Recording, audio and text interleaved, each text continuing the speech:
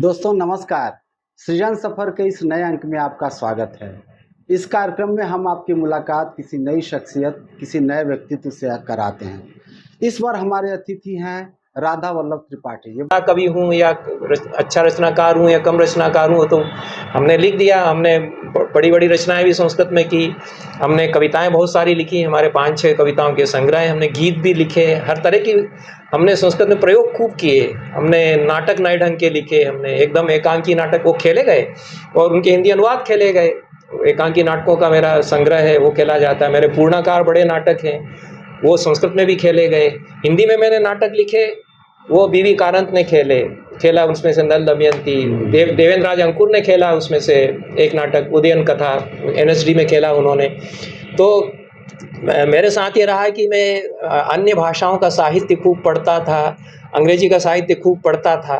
तो मैं उस तरह का रूढ़िवादी का अफसोस भी होता है इस बात का कभी कि भाई हम संस्कृत में जो सृजन कर रहे हैं, जो साहित्य रच रहे हैं, आसपास ऐसे लोग हैं जो उसको समझने में ही सक्षम नहीं। तो हाँ, ये तो जो संस्कृत में अच्छा लिख रहे हैं, नया लिख रहे हैं, आपने क्या जो सृजनात्मक आपकी आलोचनात्मक उपलब्धि को ठीक है व्याख्या कर दे रहे हैं, वो अच्छी बात। लेकिन नहीं भाई, जो हमारी जो सृजनात्मकता उसको समझने में ही सक्षम है कई बार, लेकिन इसको पीड़ा होती। हाँ, ये अफसोस पीड़ा मुझे ही नहीं, बाकी संस्कृत में क्यों, मैं ही तो नहीं लिख रहा हूँ। संस्कृत में बहुत अच्छे अच्छे कवि मैं बता सकता हूँ, 100-150 नाम ले सकता हूँ। मैंने तो संस्कृत साहित्य का जो इतिहास लिखा है, उससे मेरा कहना है कि वैदिक काल से लगा करके 2024 तक संस्कृत साहित्य का इतिहास लिखा जाना चाहिए। उसी तरह से मैंने इतिहास लिखा भी है। मैं आधुनिक काल के कवियों पर, रचनाकारों पर भी चर्चा करता हूँ। तो बहुत सारे लोग हैं जो अच्छा और मुझसे ज़्यादा प्रयोगशील कवि हैं संस्कृत मेरे बाद के जो हैं। तो उन सभी को थोड़ी बहुत ये तो लगता ही है कि हमको नहीं अच्छी तरह समझा जा रहा है, क्योंकि जो अच्छे अच्छे सुबुद्ध संस्कृत के विद्वान और आलोचक हैं, उनकी दृष्टि वो नहीं बन पाई, क्योंकि अन्य भाषाओं का साहित्य वो नहीं समझते हैं ढंग से। तो संस्कृत में अन्य भाषाओं का साहित्य पढ़ करके एकदम नया ढंग से कोई लिखेगा तो उसको हमारे ही संस्कृत के लोग नहीं समझ। तो अपने ही घर में अपनी कद्र नहीं है तो बाहर क्यों कद्र होगी? बाहर वाले तो ये कहेंगे कि आपको क्या जरूरत है संस्कृत में लिखने की, ना हम समझते हैं ना आपके लोग समझते हैं, तो आप क्यों? तो हमारा कहना है कि बाद में कोई समझेंगे, जो भगवती ने कहा है कि हमारे समय में, तो ये तो संस्कृत के ही महान कवियों को पीड़ा रही ना, भगवती जैसे महान कवि को, कि हमारे समय के लोग हमको नहीं समझ रहे हैं, क्योंकि उनके यहाँ भी बड़े बड़े मीमांसक, बड़े बड़े पंडित हैं और उनका साहित्य नहीं समझ रहे हैं। तो उन्होंने कहा कि कोई आगे हमको समझेगा, तो शायद, और ऐसी संभावना बराबर बनी हुई है कि हमारा साहित्य, जो नए लड़के हैं पढ़ने आते हैं, वो कहते हैं साहब आपके ऊपर हम रिसर्च करेंगे और ये तो बहुत अच्छा हमको लग रहा है, और ये नए लोग चर्चा करते हैं, जो नए लेक्चरर अब लग रहे हैं, तो ये संभावना भी बराबर बनी हुई है। तो पीड़ा भी रहती है और ये भी खुशी है कि आगे हमको समझा जाएगा और समाधान होगा, अगर कुछ हम में है अच्छा हमने लिखा है तो। राधा वल्लभ जी, अभी हमने देखा कि नाट्य शास्त्र का एक संपूर्ण हिंदी में अनुवाद भी राष्ट्रीय नाट्य विद्यालय ने छपा, 500 रुपये उसकी कीमत भी देखी। जानना आपसे ये चाहते थे कि नाट्य शास्त्र पर भारत में अब तक तो पहली बार, जहाँ तक मुझे लगता है, एक संक्षिप्त नाट्य शास्त्र आपकी किताब मैंने देखी थी, अब तक वो ठीक से क्यों नहीं आ पाई? उसमें 2-3 प्रश्न साथ में है कि नाट्य शास्त्र पर इतनी कम चर्चा क्यों हुई है। प्राचीन भारत के, जैसे अम्बेडकर, इन्होंने प्राचीन भारत पर खूब लिखा है, स्मृतियों पर, लेकिन मैंने देखा कि उनकी राइटिंग से नाट्यशास्त्र गायब। ऑलमोस्ट क्यों? क्या कोई नाट्यशास्त्र में ऐसी चीज है जो इन लोगों का जो फ्रेमवर्क है वो फिट नहीं बैठता है? क्यों उसको थोड़ा पृष्ठभूमि में डाला गया? ये बहुत अच्छा सवाल है, लेकिन बहुत जटिल भी है, और इस पर मेरा लंबा एक व्याख्यान भी है और मेरा लेख भी है। और नाट्यशास्त्र क्यों उपेक्षित विधा रही है, क्यों उपेक्षित शास्त्र रहा है, हमारी पूरे करिकुलम में, हमारी ज्ञान परंपराओं में नाट्यशास्त्र की उपेक्षा सदा से ही होती आई है, ऐसा नहीं कि अब हो रही हो। तो वो कहीं न कहीं से उसको हाशिए पर कर दिया जाता रहा है। तो वो कभी मेन स्ट्रीम में, हमारे नॉलेज सिस्टम में, ज्ञान मीमांसाओं में नाट्यशास्त्र नहीं रह पाया, और उसके कई कारण हैं। एक तो कारण यह है कि नाट्यशास्त्र प्रयोग की अपेक्षा रखता है, आप उसके साथ आपको रंगकर्मी होना जरूरी है। तो वेदांती होने के लिए आपको कोई नाच गाना, रंगकर्म, कोई प्रयोग करने की आवश्यकता नहीं कि आप साइंटिस्ट के रूप में कोई प्रयोग करके बताएं। आप वेदांती हो जाइए, पढ़ के शास्त्र, वैयाकरण हो जाइए। नाट्यशास्त्र का तो बड़ा शास्त्रज्ञ तभी होगा जब प्रयोग से भी कुछ संबंध रखे, नहीं तो प्रैक्टिशनर होना होगा, प्रैक्टिशनर भी होना चाहिए, नहीं तो व्याख्या सही नहीं कर पाएगा। तो जैसे मुझसे पहले नाट्यशास्त्र के अनुवाद किए हैं अंग्रेजी और हिंदी में भी लोगों ने, लेकिन वो बड़े प्रोफेसर और बड़े पंडित हैं और वो रंगमंच नहीं समझ रहे हैं। तो उनका अनुवाद पढ़ते मुझे लगा कि ये तो गड़बड़ कर गए हैं और सही समझा नहीं है, क्योंकि भरत मुनि स्वयं बहुत बड़े महान निर्देशक हैं रंगमंच के, और वो उतने ही बड़े शास्त्रकार भी हैं। जैसे स्तानिस्लावस्की हैं रूस में, वो थ्योरिस्ट भी बहुत अच्छे हैं, मुझे पसंद है उनकी किताबें, जिस तरह से वो डिस्कोर्सेज देते हैं, और वो महान रंगकर्मी भी हैं। तो तुलना अगर कोई भरत मुनि की बनती है तो इस तरह के लोगों से बनती है जो ब्रेख्त हैं, खुद नाटककार बड़े हैं, और स्तानिस्लावस्की हैं। हालांकि ये ऋषि कल्प हैं और ये हमारे समय के लोग हैं, लेकिन ये बड़े थिएटर डायरेक्टर्स हैं, लेकिन थ्योरिस्ट भी हैं। तो हमारे यहाँ थ्योरिस्ट है तो प्रैक्टिशनर नहीं है, और जो प्रैक्टिशनर है वो थ्योरी नहीं समझ रहा है। तो नाट्यशास्त्र की एक उपेक्षा का कारण तो ये रहा, उस कारण वो चला जाता है कि अब नहीं समझ में आ रहा है, इसको छोड़ो, ये क्या है।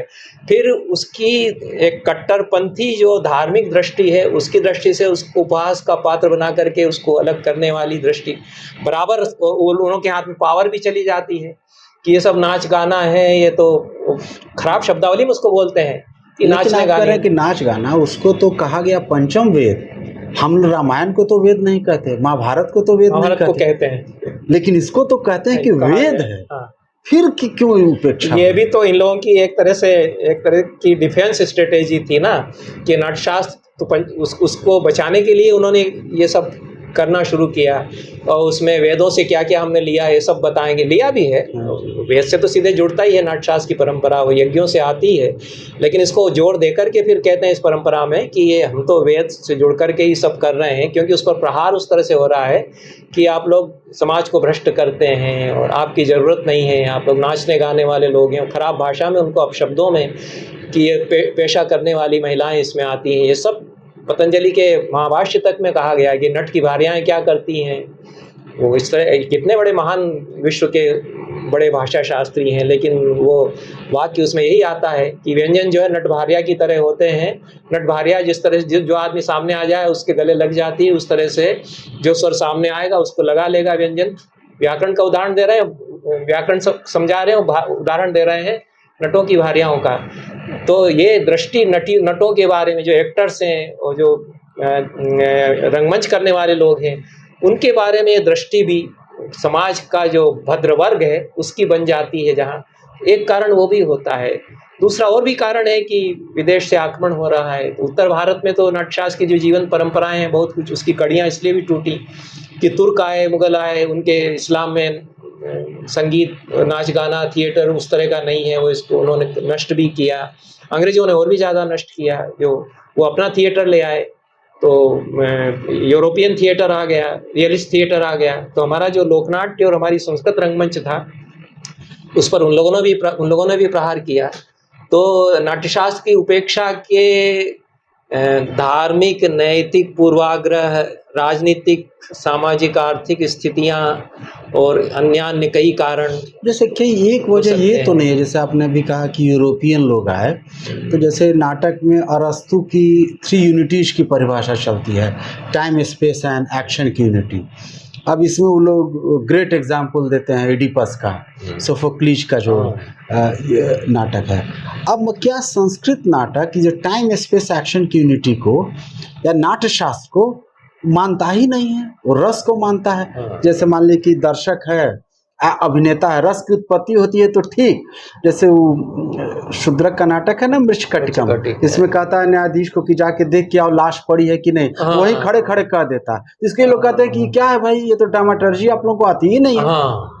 तो क्या ये भी एक वजह है कि हमारी काल की संकल्पना चूंकि भिन्न थी पश्चिम से, ये भी उपेक्षा की एक वजह है, और अपने लोगों ने भी किया? ये आपने बहुत अच्छा सवाल किया है, क्योंकि आप रंगकर्मी हैं, आप समझ रहे हैं उस समस्या को।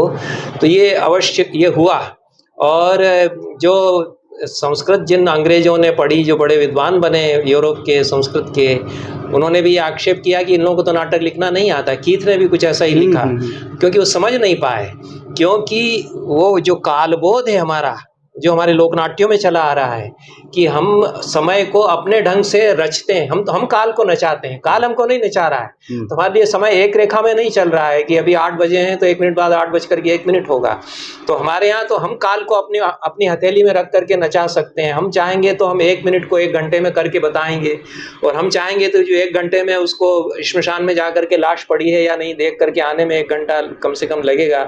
वो उज्जैन शहर है, वहाँ का श्मशान कितनी दूर होगा, फिर वो भाग के जाएगा आएगा, उसको हम 2-4 सेकंड में बता देंगे कि वहीं उसने यूं चक्कर लगाया और उसने कह दिया कि मैं गया आया, मैंने देखा वहाँ लाश इस तरह से है। तो ये रंगमंच पर हम कर सकते हैं, ये हमारी आज़ादी है। तो जो हमारी काल की अवधारणा है कि हम उसको काल को, जो रचनाकार है, कवि है, वो काल को नचा सकते हैं। तो ऋग्वेद के ऋषियों ने कहा, अथर्ववेद में काल सूक्त में कहा कि जो कवि और ज्ञानी है वो काल के घोड़े पर सवारी कर सकते हैं, नहीं तो ये काल का घोड़ा रोनता हुआ चला जा रहा है। लेकिन कवि और ज्ञानी इस पर सवार होकर के इसको लगाम खींच सकते हैं, तो इसको रोक लेंगे, इसको चाहे नचा देंगे। तो ये हम कला में हम ये कर रहे हैं। तो हमारे जो वेद में हमारे जो विश्वबोध है, हमारा जो अपना काल बोध है कि काल सदैव एक रेखा में नहीं चलता है, वो उसकी चक्रीय गति हो सकती है, वो पलट करके आ सकता है। तो आइंस्टीन ने बाद में फिर जो रिलेटिविटी, टाइम और स्पेस की रिलेटिविटी बताई, और फिर जो क्वांटम थ्योरी आई और उसमें जो धारणाएं बदली, तो उससे फिर नए लोगों में अब धीरे धीरे ये बात आ रही है कि हाँ, ये लोग जो कर रहे थे ये भी समझना चाहिए, ये भी गलत नहीं है। वो काल की ऐसा है कि एक रेखीयता को नकारते हम नहीं है भाई, हमारे रोजमर्रा के जीवन में तो काल एक लाइन में एक रेखीय गति से चलेगा ही कि हमने अभी हमने खाना खाया है, हमने नाश्ता किया है, हमको 10 बजे ऑफिस जाना है, हम उस हिसाब से जाएंगे। वो दैनंदिन व्यवहार में व्यवहारिक समय हमारा वही है, वो एक रेखीय गति में चलता है।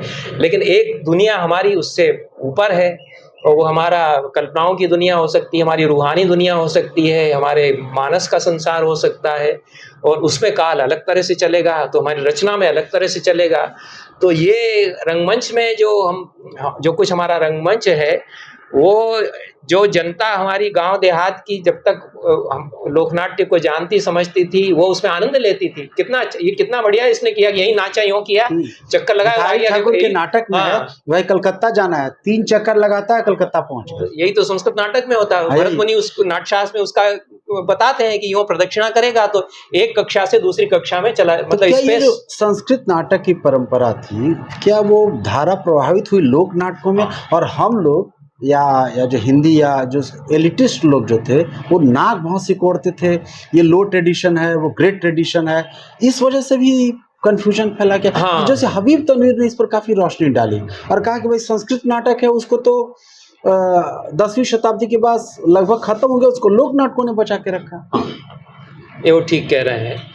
तो ये तो मैं नहीं मानता कि ये ग्रेट ट्रेडिशन है और ये लिटिल ट्रेडिशन है, क्योंकि ऐसा कंपार्टमेंटलाइजेशन नहीं हुआ हमारे यहाँ कभी। तो भरत मुनि तो बार बार कहते हैं कि जो मैं बता रहा हूँ वो मेरे से जितना समझ में आए उतना मेरे से समझो, बाकी लोक के पास जाओ, और जो लोक में करते हैं नाटक उनसे भी सीखो समझो।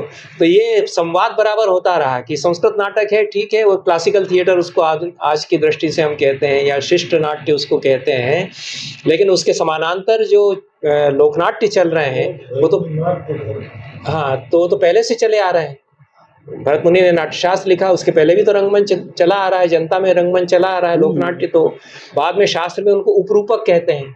तो उपरूपक बहुत सारे हो जाते हैं, कई हैं कि वो शराब खानों में, जुआ घर में, बाजार में कोई नाटक खेला जाएगा वो इस तरह का होगा, उसको परिभाषित करते हैं हमारे शास्त्रकार। तो बहुत पहले से चले आ रहे हैं।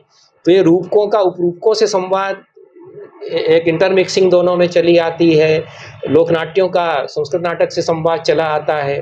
तो 12वीं शताब्दी के बाद ये संवाद दूसरी तरह से आता है कि संस्कृत में लोकनाट्य जुड़ जाता है और संस्कृत नाटक दूसरी तरह से होने लगता है। आप जैसे भरत नाट्य का काल कब निर्धारित करेंगे, लगभग कब उसको माना जाए? इसको 2 तरह से हम देखते हैं कि भरत मुनि यदि हुए थे तो वो तो वैदिक काल के ऋषि हैं, और वो बहुत पहले कुछ नाटक जो करते थे, और यज्ञों में जो नाटक होते थे वहीं से उन्होंने अपना सिस्टम बनाया। यज्ञों से ये लोग लेकर के आए और उन्होंने बताना शुरू किया, अपने शिष्यों को उपदेश दिए। तो वो भरत मुनि बहुत पहले शायद हो गए होंगे, अपने शिष्यों को नाटक भी सिखाते थे और नाट्यशास्त्र का उपदेश भी देते थे। तो उनके संवाद इकट्ठे किए गए, और वो वाचिक परंपरा में जो ओरल ट्रेडिशन में मेमोरी होती है वो पीढ़ी दर पीढ़ी उनका कहा हुआ याद रखे रहे लोग, उनको फिर बाद में नाट्यशास्त्र के रूप में इकट्ठा कर लिया गया। तो हमारे यहाँ ये परंपरा है कि चीज़ उन्हीं की है, नाम उन्हीं का ही हमेशा रहेगा। जिन्होंने इकट्ठा किया है, जिन्होंने जोड़ के बनाया, उनका ऐसा नाम नहीं। हालांकि नाट्यशास्त्र में मिलता है नाम कि ये भरत मुनि के शिष्यों ने, कोहल, शांडिल्य आदि ने ये बनाया है। तो नाट्यशास्त्र खुद साक्ष्य देता है कि चीज़ भरत मुनि की बहुत पहले से चली आ रही है, उसको उनकी पीढ़ी दर पीढ़ी परंपरा ने उसको इकट्ठा किया। उसको तो जो इकट्ठा करने के किताब के रूप में बनाने का समय है वो मैं 3री शताब्दी ईस्वी पूर्व के आसपास मानता हूँ। उसके प्रमाण हैं, भाषा की दृष्टि से प्रमाण हैं, परिस्थितियाँ जो हैं, राजनीतिक सामाजिक परिस्थितियाँ, उनकी दृष्टि से प्रमाण मिलते हैं। तो ये समय में इसका मतलब कि मनुस्मृति से थोड़ा पहले, हाँ, कुछ पहले आ सकता है। नाट्यशास्त्र उससे कुछ पहले है मेरे हिसाब से, क्योंकि मनुस्मृति जैसे पुष्पित सुन का ईसा से तो क्या स्मृतियों का जो फ्रेमवर्क था, आइडियोलॉजिकल फ्रेमवर्क, नाट्यशास्त्र उससे प्रभावित लगता है? स्मृतियों से संवाद बहुत है। और मनुस्मृति से तो मैं नहीं कह सकता। याज्ञवल्क्य स्मृति या कई स्मृति, याज्ञवल्क्य की स्मृति वो तो गीत के प्रकार बताते हैं याज्ञवल्क्य, और ये भी कहते हैं कि ये भी विष्णु का आराधन ही है, ईश्वर का आराधन है, शब्द के द्वारा ईश्वर का आराधन है इनके द्वारा। तो वो विरोध नहीं करते हैं। कई धर्मशास्त्रकार जो स्मृतिकार हैं वो नाट्य रंगमंच को बहुत उदार दृष्टि से नहीं देखते, और उन्हीं धर्मशास्त्रकारों में याज्ञवल्क्य जैसे भी हैं जो इसको उदार दृष्टि से देखते हैं। तो धर्मशास्त्र के विधि विधानों से संवाद इसलिए है कि नाट्यशास्त्र भी तो जो सामाजिक स्थितियां हैं वो नाट्य में कैसे आएंगी इसके निर्देश वो भी देता है कि विवाह के विधान होंगे, कि ये इसमें किस तरह से दिखाया जाएगा। इसको भरत मुनि जिस तरह से अपने निर्देश बनाते हैं, नियमावली बनाते हैं, तो उसमें धर्मशास्त्र रिफ्लेक्ट होता है। उसमें कामसूत्र से बहुत गहरा संवाद है, क्योंकि श्रृंगार, विवाह, प्रेम संबंध, इनकी बात जहाँ जहाँ करते हैं तो कामसूत्र और नाट्यशास्त्र बहुत नज़दीक आते हैं। और वो तो कहते हैं कि धर्म का संदेश भी यही देगा, नाट्य रंगमंच जो है वो पुरुषार्थ के लिए मोटिवेट करेगा, ऐसा भरत मुनि कहते हैं। तो धर्म से, धर्मशास्त्र से उसको अलग कैसे कर सकते हैं? तो धर्मशास्त्र को ये, और थोड़ा सा इस पर भी, संस्कृत नाटक पर भी क्या वेदों का, स्मृतियों का जैसे मान लीजिए कि मृच्छकटकम में एक डायलॉग है, न्यायाधीश शकार से कहता है, अरे नीच तू वेद की बात करता है, तुम्हारी जीभ गल क्यों नहीं जाती? ये तो यहाँ तो क्या संस्कृत नाटक भी उसी फ्रेमवर्क से बाहर नहीं आ पाती क्या? बाहर भी आते हैं, उससे बंधे भी दोनों ही बातें हैं। क्योंकि संस्कृत नाटककारों में तो भभूति जैसे नाटककार हुए जिन्होंने बहुत सारे ढांचे तोड़ दिए, बहुत सारी नाट्यशास्त्र की रूढ़ियां तोड़ दी उन्होंने, कि मैं करुण रस का नाटक लिखूंगा, श्रृंगार प्रधान, वीर रस प्रधान नाटक नहीं है, करुणा की धारा उन्होंने बहा दी है। और बड़े विरोध के कवि भी हैं, प्रतिरोध के कवि भी हैं, बहुत सारी रूढ़ियों को चुनौती देते हैं। तो संस्कृत नाटककारों में दोनों तरह की धाराएं मिलती हैं, कुछ जो शैलीबद्धता भी हैं और उससे जुड़े भी हैं, परंपरा को मान्यता देते हुए उसके साथ भी जुड़ करके लिखते हैं। दोनों पर। कल आपका व्याख्यान जो हुआ अभिनव गुप्त पर, अभिनव गुप्त की भी एक टीका है नाट्यशास्त्र पर, अभिनव भारती करके, तो वो किस तरह की टीका है और किस तरह से, क्योंकि लगभग वो 1000 साल के बाद लगभग लिख रहे होंगे? नहीं, तो वो किस तरह से देखते हैं, उसमें क्या नयापन है? नयापन भी उसमें है और वो अद्भुत है। अभिनव गुप्त तो व्यक्तित्व ही अद्भुत है, उनका कहना ही क्या है। तो हमारे लिए एक तो अभिनव भारती जो अभिनव गुप्त की है वो एक तरह की चाबी है, जिससे नाट्यशास्त्र के बहुत सारे बंद दरवाजे हम खोल पाते हैं। क्योंकि बहुत सारी शब्दावली हम नहीं समझते, 2500 साल पुरानी नहीं, वो तो वेद की शब्दावली है। तो वैदिक काल में जो नाटक होते थे, यज्ञ में जो नाटक होते थे, उनके लिए एक किताब बहुत पहले कोई शिलाली नाम के पुरोहित यज्ञ के थे, वो नटसूत्र लिख के गए थे। वो मिलता नहीं है। पाणिनि ने अष्टाध्यायी में बताया है कि शिलानी ने नटसूत्र लिखा है, तो किताब तो खत्म हो गई। और भरत मुनि का नाट्यशास्त्र जो कंपाइल हुआ उसके बाद में हुआ, लेकिन शब्दावली जो बहुत पुरानी चली आ रही है उसको समझने में, क्योंकि अभिनव गुप्त को जीवन परंपराएं प्राप्त हुई, वो गुरु परंपरा से उन्होंने नाट्यशास्त्र, उनके समय तक कहीं न कहीं उसको पढ़ने पढ़ाने की परंपरा रही होगी। कश्मीर में चूंकि बड़ी परंपराएं थी, वहाँ आचार्य बहुत बड़े बड़े होते रहे, तो कश्मीर में उतनी उपेक्षा नहीं हुई है नाट्यशास्त्र की जितनी वहाँ कोई परंपरा बनी हुई थी। तो उन्होंने नाट्यशास्त्र भी अच्छे गुरु से पढ़ा, और उन गुरु ने अब कहीं पढ़ा होगा, तो उनको एक तो विरासत मिली हुई है नाट्यशास्त्र की पढ़ने पढ़ाने की। जिन लोगों के पास, जैसे कि केरल में आपके चाक्या लोग नाट्यशास्त्र पढ़ते पढ़ाते रहे, तो उनको 1000 साल से पीढ़ी दर पीढ़ी वो पढ़ाते रहे, तो उनको बोध है नाट्यशास्त्र का अलग तरह से। और इधर उत्तर भारत में जो रंगकर्मी थे उनके पास से नाट्यशास्त्र छूट गया, उनके पास पोथियां ही नहीं रह गई। इन लोगों के पास तो पोथियां थी नाट्यशास्त्र की, तो ये लोग पढ़ते पढ़ाते थे।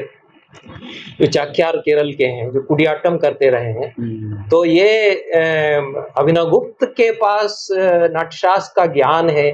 फिर वो अपने समय में उसकी व्याख्या करते हैं। तो वो अपने समय में जो रंगमंच हो रहा है उससे जोड़ के भी उसको बताते हैं कि हमारे समय में नाटक, जो कश्मीर में नाटक हो रहे हैं, उनको देख करके भी वो बात बता रहे हैं। इसलिए अभिनवगुप्त का महत्व हमारे लिए बहुत बड़ा है कि वो भरत मुनि के पहले के 1000 सवा हजार 2000 साल पहले का समय और उनके बाद का समय, इनके बीच में वो एक ब्रिज की तरह खड़े हुए हैं। ब्रिज की तरह। हालांकि अब वो दिक्कत तो ये आती है अभिनव भारती के साथ भी कि उसकी पांडुलिपियां सही नकल करके अच्छी साफ साफ नहीं मिली, उसका पाठ टूटा हुआ है, उसको लगाना ही कई जगह मुश्किल है।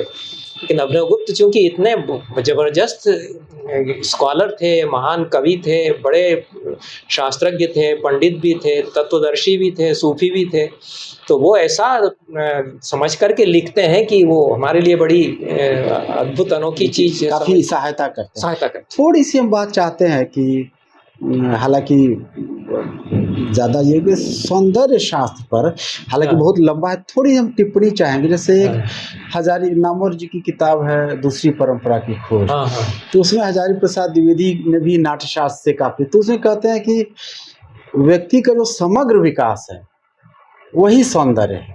तो भाई क्या, तो ये बात समझ में नहीं आती थी। तो मनुष्य का जो समग्र व्यक्तित्व है, कई बंधन है, तो बंधनों का जो विरोध करता है, प्रतिरोध करता है, उसी में सौंदर्य छुपा है। ऐसे देखा जा सकता है। ये मानव मुक्ति का जो प्रयास है वो एक सौंदर्य की, जैसे जितने शहीद हैं हमारे, कहते हैं कि भाई जान दे दिया, प्राण दे दिया, तो जिंदगी तो कैसे भी जिंदगी सुंदर ढंग से जी जाए, इसीलिए तो प्राण देता है, इसलिए तो शहीद बनता है। तो इसको सौंदर्य की श्रेणी में देखा जाएगा कि नहीं? और अभिनव से क्या जुड़ता है अभिनव गुप्त से? हाँ, जुड़ता भी है। नहीं, मैं उससे असहमत नहीं हूँ, मैं उससे पूरी तरह सहमत हूँ। केवल उसमें मैं ये जोड़ूंगा कि यह भी सौंदर्य है, केवल इतने में ही सौंदर्य बोध और सौंदर्य दृष्टि सीमित नहीं की जा सकती है, क्योंकि ये अभिनवगुप्त की दृष्टि नहीं है। हमारे यहाँ दृष्टि सौंदर्य बोध के बारे में बहुत व्यापक है कि अगर उसको रसशास्त्र की दृष्टि से देखते हैं तो वो तो सर्वत्र परकोलेट करने वाली वस्तु है, और वो जैसे परब्रह्म है, परम सत्ता है, उस तरह से वो सर्वत्र विराजमान है, तो कण कण में विराजमान है, तो उसी तरह से उससे बिना कुछ भी नहीं होगा। ये तो भरत मुनि ही कहते हैं कि रस के बिना तो पूरे रंगमंच में कहीं से कुछ भी कहीं होता ही नहीं है। आद्यंत वही भिदा हुआ है, वही सर्वत्र, उसी के लिए ये सब हो रहा है, उसी तक पहुंचना है, उसी से शुरू करना है, उसी में अंत होना है। तो जैसे बीज छोटा सा हम डालते हैं, वो अंकुर बनता है, उससे शाखाएं निकलती हैं, पत्ते आते हैं, फूल होते हैं, फल आता है, फल में फिर रस होता है, उस फल से फिर बीज बनता है। तो जहाँ से शुरू हुआ है उसमें रस अंत तक वहीं बना रहता है। इसको बताने के लिए जिस बीज में भी रस था उसी तक फिर हम पहुँचते हैं। तो ये कहीं उससे शून्य कुछ भी नहीं है, और उसी में सब चलता है।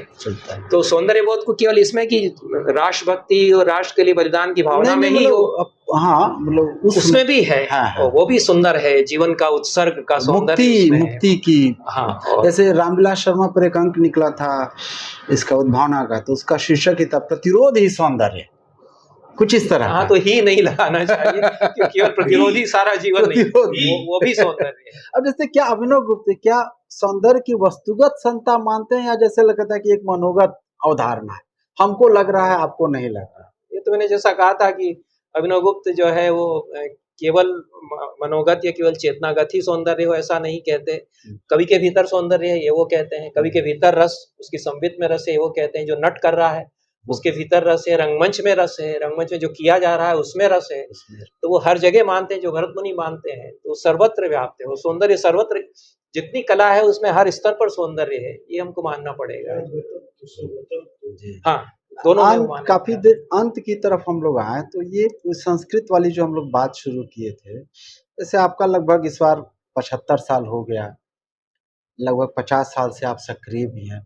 कुछ ऐसा लगा कि जो भी प्रयास हुए हैं व्यक्तिगत या आप जैसे लोगों के, तो क्या स्टेट या इंस्टीट्यूशंस की तरफ से जितना कुछ होना चाहिए था संस्कृत को लेकर, जैसा बताया कि पूरा खजाना है एक भारत का अतीत में उसको समझने, और एक वर्तमान से एक निरंतरता के लिए, क्या स्टेट की तरफ से, समाज के की तरफ से क्या होना चाहिए जो लैक करता है और जिसका आपको अफ़सोस होता है कि ये मिसिंग है? हाँ, बहुत बहुत मुझे अफ़सोस है और बहुत कुछ मिसिंग है, बहुत कुछ समाज और राज्य सत्ताएँ नहीं कर पाईं, जो विशेष रूप से नाट्यशास्त्र के लिए तो नहीं कर पाईं, क्योंकि 50 साल से हम संघर्ष करते आ रहे थे कि हमारे पाठ्यक्रमों में नाट्यशास्त्र होना चाहिए, नहीं था। प्राय बहुत ही कम था, शून्य जैसा ही था कि किसी-किसी यूनिवर्सिटी में कोई एक अध्याय कभी रहा हो, बाकी तो नाट्यशास्त्र जिस विश्वविद्यालय से मैंने एमए किया, उसमें तो कहीं भी नाट्यशास्त्र था ही नहीं। तो मुझे ही एक मेरे मन में जो रहता ना कि ये छूट गया तो मैं करूँगा। तो मैंने नाट्यशास्त्र अपने उससे पढ़ना शुरू किया। कोई उसको पढ़ाने वाला नहीं तो मैं ही उसमें खप रहा हूँ कि एमए करने के बाद मैंने नाट्यशास्त्र पढ़ना अपने प्रयासों से शुरू किया। और फिर ये कहना शुरू किया कि नाट्यशास्त्र क्यों नहीं पढ़ाया जाता है, इसको पढ़ाना चाहिए, ये तो हमारी बहुत बड़ी विद्या है। और इतना बड़ा शास्त्र किसी देश में किसी के पास नहीं है, रंगमंच का जो भरत मुनि बना कर के गए हैं। इतनी बड़ी निधि हमारे पास है जो कि दुनिया के दूसरे देशों को बदला उसने। मैं कहता हूँ कि नाट्यशास्त्र जो है संस्कृत के 5-6 उन ग्रंथों में से है जिन्होंने कि विश्व संस्कृति बनाई है कि नाट्यशास्त्र भारत के बाहर भी गया, साउथ ईस्ट एशियन कंट्रीज में गया तो थाईलैंड में 1000-1500 साल से वहाँ का रंगमंच फलता-फूलता रहा है नाट्यशास्त्र की वजह से। जापान का रंगमंच है, लंका का रंगमंच है, तिब्बत का रंगमंच है, सब में नाट्यशास्त्र कहीं न कहीं गया है। तो ये विश्व संस्कृति को हमारी अनोखी देन है। तो हम आज जो भारतीय ज्ञान मीमांसा और नॉलेज सिस्टम्स की बात करते हैं, इंडियन नॉलेज सिस्टम्स की, उसमें नाट्यशास्त्र को अभी भी वो लोग बात नहीं करते। जो लोग इंडियन नॉलेज सिस्टम्स के नाम पर बड़ी-बड़ी संस्थाएँ बना कर के सरकार की तरफ से और सरकार द्वारा जो निर्मित हैं, उनमें नाट्यशास्त्र की कोई बात ऐसी नहीं होती है। वहाँ है कि आयुर्वेद है और वेदांत है और ये वहाँ तो शैव दर्शन की भी बात नहीं होती जिसमें कला को इतना स्थान दिया गया है। वहाँ वेदांत को ज़्यादा देंगे क्योंकि वो सुविधाजनक हैं वो, सत्ता के लिए। और ये कहीं न कहीं चुनौती बन जाता है। रंगकर्मियों को प्रमोट करेंगे, तो वो कहीं न कहीं चुनौती देने लग जाएँगे। तो जितनी भी व्यवस्थाएँ होती हैं, जो सत्ताएँ होती हैं, जिस पार्टी की भी सरकारें होंगी, वो उनका इस दृष्टि से बहुत प्रयास गंभीरतापूर्वक नहीं रहेगा कि सचमुच में हम बढ़ावा दें और हम उन रंग दलों को ग्रांट दे दें जो हमारे हिसाब से नाटक करते रहेंगे। अगर कोई प्रतिरोध तेजस्वी प्रतिभाशाली रंगकर्मी हैं, तो वो नहीं करेंगे उसको प्रमोट। तो मुझे तो एक जो मोटी बात मैं कहता आ रहा हूँ कि नाट्यशास्त्र को करिकुलम में, पाठ्यचर्या में स्थान दीजिए, तो अब कहीं-कहीं इतने सालों बाद कहते-कहते पिछले 5-6 साल से ऐसा हुआ कि कुछ हमारे विश्वविद्यालयों में अब नाट्यशास्त्र के विभाग खुल गए हैं। कम से कम 3 विश्वविद्यालय तो मैं भोपाल में ही बता सकता हूँ, जहाँ नाट्यशास्त्र के विभाग खुल गए और वहाँ पढ़ाया जा रहा है। और भी जगह ये हुआ कि नाट्यशास्त्र के विभाग अब हैं और वहाँ पढ़ाया जा रहा है। एनएसडी के पाठ्यक्रम में अब अब नाट्यशास्त्र आ गया है। पहले से मध्य ज़्यादा प्रदेश में है। भी एक नाट्य विद्यालय है वहाँ वहाँ नाट्यशास्त्र वो उतना ही पढ़ाते हैं कि कुछ लेक्चर्स राधा वल्लभ जी बस जैसे लोग आकर के कर दें और पाठ्यक्रम का हिस्सा टेक्स्ट है। उस तरह से नहीं। हमारा ये कि टेक्स्ट पूरी आप समझें, जो बच्चे जैसे आपने हैं कहा वो ना कि ये समझें। प्रैक्टिशनर की चीज़ है, मतलब विश्वविद्यालय में जाए तो ठीक है, लेकिन हाँ, जहाँ नाटक होता है प्रैक्टिशनर के काम की चीज़, वहाँ अभी भी कम है। वहाँ अभी भी कम है। तो मैं जो मैंने 5 कार्यशालाएँ नाट्यशास्त्र पर की और 10 दिन से लगा कर के 3 हफ्ते तक की। तो उसमें मैं कहता हूँ कि मैं किताब मूल ग्रंथ पढ़ाऊँगा। तो संस्कृत श्लोक पढ़ के और फिर हिंदी में करके फिर पढ़ाऊँगा। जिसको पढ़ना है वो आ जाए, उसमें आए और उसमें सिनेमा वाले आए। शिमला में जो हमने की थी उसमें स्क्रिप्ट राइटर आए, एक्टर्स आए, मॉडर्न थिएटर के आए। संस्कृत वाले कम आए उसमें, बहुत कम आए। उनको लगा हमको क्या करना है, ये सब नाट्यशास्त्र पढ़ के हमको क्या करना है। तो ऐसे ही लोग आए जो संगीत, मॉडर्न संगीत के थे और वो बड़े खुश हुए कि हमको तो बहुत अच्छा लगा और हमारी आँखें खुल गईं। हमको पता ही नहीं था कि नाट्यशास्त्र तो इतना बड़ा है और इसमें इतना सब है। जो एनएसडी से निकल कर के आए थे, वो मेरी कार्यशाला में आए, उन्होंने कहा कि हमको बिल्कुल पता नहीं था कि नाट्यशास्त्र इतना बड़ी किताब है और उसमें इतनी सारी चीज़ें हैं। हमको तो उन्होंने कुछ थिएटर को कुछ नाटक करा दिए कि नाट्यशास्त्र के हिसाब से ये करा रहे हैं। बाकी कुछ तो पूरी तरह से नाट्यशास्त्र को हमारे व्यवस्था में, पाठ्यचर्या में स्थान नहीं मिला। लेकिन जो आपने बात कही है उसमें एक बड़ी गिला मुझे यह है कि हम लोग ये कहते रहे कि भरत मुनि ने जो रंग नाट्य मंडप बताया है दूसरे अध्याय में, उसके हिसाब से एक स्थायी नाट्य मंडप बना कर के उस पर नाटक खेले जाएँ। क्योंकि वो तो नाटक कैसे खेले जाएँगे ये तो बताते ही हैं, अभिनय की सारी मेथोडोलॉजी बताते हैं बहुत गहराई में जा कर के। लेकिन वो थिएटर आर्किटेक्चर भी तो बहुत अच्छी तरह से बताते हैं। नाट्यशास्त्र जो है आर्किटेक्चर की भी बहुत अच्छी किताब है और पुरानी आर्किटेक्चर की सबसे पहली किताब है नाट्यशास्त्र। प्राचीन संगीत की सबसे पहली किताब है जिसमें संगीत शास्त्र पूरा इतना विस्तार से बताया है। तो हमने अभी तक कहीं पर भी एक स्थायी थिएटर बिल्डिंग ही नहीं बनाई है जो नाट्यशास्त्र के हिसाब से बनाई जाए और जिसमें उस हिसाब से जो भरत मुनि बताते हैं कि यहाँ 2 दरवाजे होंगे, यहाँ से ये एंट्री होगी, यहाँ से एंट्री करके यहाँ ब्रह्ममंडल, यहाँ सर्किल होगा, उसमें प्रदक्षिणा करके यूँ खड़ा होगा, मतवारणियाँ होंगी, उसमें ऐसे दरवाजे होंगे, उसमें ऐसे पिलर्स होंगे। तो संस्कृत नाटक तो उसी के हिसाब से उन लोगों ने लिखे थे ना, उस थिएटर को ध्यान में रख कर के कालिदास आदि ने नाटक लिखे थे। उनके नाटक जब उस तरह के आर्किटेक्चरल स्ट्रक्चर में किए जाते हैं तो लगता है कि ये बहुत खिलता है नाटक उसमें। तो टेम्परेरी स्ट्रक्चर बना के किए इन लोगों ने, विजया मेहता ने किया या गोवर्धन पांचाल बहुत डिवोटेड थे संस्कृत नाट्यशास्त्र के भी अच्छे विद्वान थे जो एनएसडी में प्रोफेसर रहे।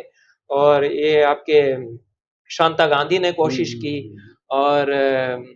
और भी जिन्होंने त्रिधारा का प्रयोग कराया है एनएसडी में, उन्होंने कोशिश की। तो टेम्परेरी स्ट्रक्चर बनाते हैं, थोड़े एक बड़े हाल में एक स्टेज पर उन्होंने वैसा बना दिया, तो हाल के अंदर आप खड़ा करेंगे टेम्परेरी, उसमें वो बात नहीं बनेगी। आप एक पूरा जैसे रविंद्र भवन बनाए हमने, हर शहर में एक रविंद्र भवन है कल्चरल एक्टिविटीज के लिए, तो आप भरत मुनि का इतना आदर करिए जो रविन्द्रनाथ का आपने आदर किया है कि इतने महान रंगकर्मी हमारे हजारों साल पहले हुए, वो वैदिक ऋषि थे और उनका नाट्यशास्त्र है और वो ये बना गए हैं, तो उनके नाम पर हम नाट्य मंडप हर शहर में बनाना चाहिए था हमको, एक भरतनाट्य मंडप। पर अभी कहीं एक जगह बना करके शुरुआत करें, उसमें अगर लगता है कि हाँ ये तो नाटक, इसमें मॉडर्न थिएटर भी हो, आधुनिक नाटक भी अच्छी तरह हो सकता है, जो कई लोगों ने प्रयोग किए कि हम भरत मुनि के नाट्यशास्त्र के अनुसार कोई मॉडर्न प्ले करके देखते हैं। जैसे कि वर्णम वन जो अनुवाद है वो कारंत ने मैकबेथ का अनुवाद यक्षगान में किया, यक्षगान भी तो संस्कृत थिएटर ही है। तो आधुनिक रंगमंच पर नाट्यशास्त्र सम्मत प्रयोग नए नाटकों के किए जा सकते हैं, ऐसे भी प्रयोग हुए। जो गिरीश रस्तोगी ने बाणभट्ट की आत्मकथा भरत मुनि के अनुसार थिएटर बना करके उस पर खेला उन्होंने, नया नाटक उनका, क्योंकि वो हजारी प्रसाद द्विवेदी के उपन्यास पर आधारित नाटक था, तो उनको लगा कि मैं उसी पर करूंगी। वो गोरखपुर में प्रोफेसर थी, नाटक में उनकी बड़ी रुचि थी। ये संभावना बहुत बड़ी है कि हजारों साल पहले जो हमारी थिएटर की बिल्डिंग जो डिजाइन की गई, उस पर नया से नया नाटक भी होगा तो कैसा लगेगा, हो सकता है। और संस्कृत नाटक तो उसके लिए लिखे ही गए हैं, तो वही हमने नहीं किया, तो वो नहीं किया और स्टेट ने करने नहीं दिया, राज्य ने, क्योंकि उसको लगता है कि तो जैसे अभी अर्थशास्त्र में चाणक्य मैंने कहीं लिखा है कि रंगकर्मियों को नाटक के सामान दे दो, जो ये खोजे उनको उपलब्ध करा दो, लेकिन उनको शहर से बाहर महाभारत में भी ये लिखा है, महाभारत शहर के बाहर बसाना चाहिए। हाँ। ये समाज में भीतर, हाँ प्लेटो तो हम लोग को आज तक भी बाहर ही रखा जाता है। तो प्लेटोनिक दृष्टि है, जो नैतिकतावादी दृष्टि है, वो हमेशा और व्यवस्था को सूट करती है। तो इसलिए भी नाट्यशास्त्र की उपेक्षा भी हुई और ये हम लोगों को एक गिला शिकवा रहेगा ही। और कोई यदि समझदार राजनेता ऐसा आ जाएगा जो ये करेगा तो जल्दी वो हार जाएगा फिर। लेकिन ऐसे नेता हमें चाहिए जो ऐसा रिस्क लें, तो करें, तो उनका हम स्वागत करेंगे। अंत में चूंकि लगभग सवाल एक निजी ढंग का सवाल ये रहेगा कि जैसे इतने दिनों तक आपने काम किया कई तरह की चीजों में, कुछ ऐसा भी लगता है कि जो 7.5 दशक के बाद कोई काम डिफरेंटली कुछ करते, कुछ अलग ढंग से करते? नहीं, डिफरेंटली करने की मैं अभी भी कर सकता हूँ, मैं अभी तो हूँ और मैं और तरह से करूँगा। जो काम अभी तक नहीं किए हैं, जो पहले किया है उसको रिपीट ना करूँ और कुछ नए ढंग से करूँ। जैसे कि मैं संस्कृत में लिखता आ रहा हूँ, मैंने संस्कृत में उपन्यास लिखे, कहानियाँ लिखी और कविताएं मुक्त छंद में भी लिखी, एकदम नई ढंग से कविताएं नए विषयों पर संस्कृत में लिखी मैंने। तो मैंने महाकाव्य नहीं लिखा था, मतलब 10 साल पहले तक मैं ये कहता रहा कि महाकाव्य खत्म हो गया है, महाकाव्य नहीं लिखना चाहिए। ठीक है, हिंदी में भी कामायनी के बाद अब महाकाव्य का क्या रहा। तो मैं विरोध करता था और मैं कहता था कि ये सब पृष्ठ पेषण करते हैं। संस्कृत में महाकाव्य सबसे ज्यादा लिखे गए, हजारिक महाकाव्य पिछले 100-200 साल में संस्कृत में लिखे गए होंगे। तो मैं इसका विरोध करता था कि क्यों लिखे जा रहे हैं इतने सारे, इसमें क्या है, पौराणिक कहानी लेके नायक, या फिर आपने गांधी जी को नायक बना करके उसी शैली में उनकी प्रशस्ति करते हुए महाकाव्य लिख दिया। पर बाद में मुझे लगा कि बहुत पुरानी विधा है, लेकिन इसमें तोड़फोड़ करके नया किया जा सकता है। तो मुझे लगा कि अब मैं एक महाकाव्य लिखूंगा तो मैंने महाकाव्य जो लिखा वो सिलप्पदिकारम की कहानी लेके लिखा, मतलब एकदम मुझे बहुत अपील करती है। जो तमिल में महाकाव्य है सिलप्पदिकारम, अद्भुत कहानी है। वो इतनी सोशल उसमें वो कंटेंट है, उसमें सामाजिक संघर्ष उसमें है, जबरदस्त कहानी है। उसको हमारे समय में यदि लिखेंगे तो महाकाव्य में लिख सकते हैं। तो मुझे लगा, तो मैंने उस पर महाकाव्य सौभाग्य नूपुरम महाकाव्य उसमें लिखा। हालांकि उस पर उपन्यास है अमृतलाल नागर का, सुहाग के नूपुर नाम से। तो वही थीम लेकर के मैंने सौभाग्य नूपुरम नाम से बड़ा महाकाव्य लिखा, तो वो मैंने लिखा। फिर मैंने एक कवि चरितामृतम लिखा, तो उसमें मैं कवि किस तरह से दुनिया को बदल देता है, ये वाल्मीकि के उदाहरण से मैं बताना चाह रहा हूँ। तो मैं वाल्मीकि का चरित्र उसमें लिखता हूँ, राम की दुनिया को कैसे बदलते हैं, वो नियमित करते हैं। तो हमारे यहाँ जो कहा कि कविता जो है दुनिया को बदल सकती है और शब्द दुनिया को बदल सकते हैं, तो वाल्मीकि के शब्द और वाल्मीकि की कविता समाज को प्रभावित करती है, बदलती है, और राम के जीवन को प्रभावित, क्योंकि हम ये मानते हैं अगर कि वाल्मीकि समसामयिक है राम के, और राम के गुरु भी हैं, क्योंकि वो दशरथ के मित्र हैं, तो राम के लिए गुरु हैं। तो मैंने इसको डेवलप करके, तो राम के गुरु हैं तो राम का दिशा निर्देश वो एक रोजमर्रा जो राम की जिंदगी है उसमें करते हैं, और एक कविता भी राम के जीवन को लेके बनाते हैं, दोनों पैरेलल चलते हैं। तो मैंने एक काव्यशास्त्र उसमें डालते हुए और एक महाकाव्य उस तरह का लिखा। अब मुझे लगता है कि महाकाव्य से मुझे जो कुछ करना था हो गया, मैं इतना ही कर सकता था कि मैं महाकाव्य में भी कुछ घुसपैठ करके नया कर सकता हूँ। उसमें संभावना पूरी खत्म नहीं हुई, जो मैं कहता था कि महाकाव्य की संभावनाएं अब चुक गई तो नहीं लिखना चाहिए। वो दोनों महाकाव्य मैंने कुछ उपन्यास शैली में लिखे हैं। ये उसमें नई चीज है कि मैंने छंद है उसमें, लेकिन जो नैरेटिव है वो नॉवेल की तरह चलता है, तो इसलिए वो थोड़े अलग तरह के हैं। तो पुरानी विधा में हम नया कुछ कर सकते हैं, उसमें नया जोनर डाल सकते हैं। ऐसी कोई नई विधा आएगी तो मैं संस्कृत में लिखूंगा, और नहीं तो मैं समीक्षा में कुछ नया कर सकता हूँ। मैं नया साहित्य पढ़ता हूँ, उस पर मैं बोलता रहता हूँ। अद्यतन साहित्य में उसमें बोलता रह सकता हूँ। तो मैं कुछ कार्य जो अब कर रहा हूँ, मैं जो संस्कृत में कला संबंधी ग्रंथ हैं उनको समझने की कोशिश कर रहा हूँ। तो चित्रकला पर संस्कृत में बहुत सारा शास्त्र लिखा गया है, जैसे नाट्यशास्त्र है उस तरह से उसकी तरफ ध्यान नहीं दिया है। तो चित्रकला के सिद्धांत और इतनी बारीकी से बताए हैं। तो क्षय वृद्धि, तो डिमिनिशिंग, और वो उभार, ये रंगों से कैसे बताएंगे, बहुत सारी, जैसे नाट्यशास्त्र में टेक्निकल शब्दावली है, उसी तरह से चित्रशास्त्र के ग्रंथों में उस समय की टेक्निकल शब्दावली। शास्त्र के कौन से ऐसे ग्रंथ हैं? एक तो विष्णु धर्मोत्तर पुराण में चित्र सूत्रम है। जैसे नाट्यशास्त्र के 7 अध्याय में संगीत शास्त्र आ गया, तो विष्णु धर्मोत्तर पुराण के कुछ अध्याय में चित्र सूत्र में चित्रशास्त्र पूरा आ गया। और चित्र लक्षणम ग्रंथ है, श्री कुमार का शिल्प रत्नम है, उसमें ये है। तो ऐसे चित्रकला के ग्रंथ मिलते हैं, और उनमें जो साइंस ऑफ पेंट, ये जो चित्र शास्त्र है वो बताया गया है। प्रतिमा लक्षण भी है, मूर्ति शास्त्र के ग्रंथ है।